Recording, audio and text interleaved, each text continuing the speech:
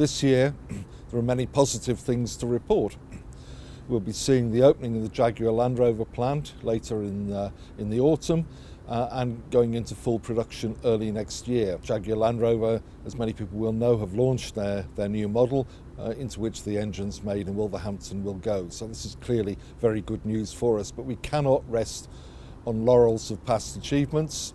We're continuing to work with other companies who may wish to invest in Wolverhampton, and we hope very much that before Christmas we may have a little bit more news on that front to share with people.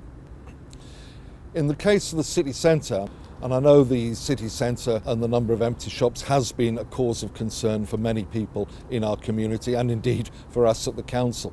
I'm delighted to announce that national figures show that we are one of the highest councils for opening of new premises, and many of these premises in our city centre are not parts of multinational chains but are local shops run by local people, and that suggests to me that they are more likely to be sustainable. So that is probably a very good sign for our city centre, allied with the further investment which we're hoping to see in the Mander Centre and the announcements made by Debenhams that they want a presence in Wolverhampton city centre. But turning to the area of employment, there has been considerable speculation and concern about the high level of unemployment which seems to be dogging our city and continuing to do so. We've looked at these figures. We are in discussions with the Department of Work and Pensions and with Job Centre Plus to see what can be done to improve the employability of local people. Because it isn't just enough for us to create new jobs. We need to ensure that local people can get into those jobs. And there are clearly issues around skills and around aptitude for work which continue to need to be addressed. And that is going to be a significant priority for us in the year to come. Can I now turn to the financial position of the local authority? We are managing unprecedented cutbacks, and that has had an impact on the services which people in our communities receive.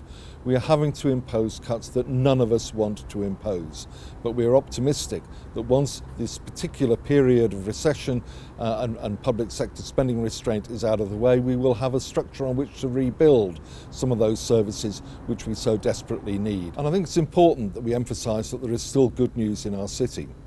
At the interchange, we are investing in an office block which we hope will attract new high-quality employment into the city and also attract further investors. I've mentioned JLR, but we know that there is continuing interest in investment in the I-54 site, and the university is interested in developing not just its science park, but a brand new campus on the Springfield Brewery site, which will bring in the Construction Industry Training Board, a new university technical college, and allow the university to move its building faculty there, and that we hope attract further investment to make Wolverhampton a centre of construction industry training. Because believe me, there will be many opportunities for Wolverhampton people to get employment within the construction industry in coming years. In the public health arena, the City Council has been involved in developing a strategy for tackling obesity in the city. Wolverhampton has also committed to becoming one of the first dementia-friendly cities in the country, and I hope that this initiative will give comfort to those whose lives are blighted by the disease of dementia and the numbers of people who have dementia within our community. We are also seeking, as always, to maximise the amount of external resources coming into the city centre by seeking to attract funding, whether from the European Union, whether from Big Lottery or from other areas, to try and improve services and enable us to innovate and create new opportunities within our city centre.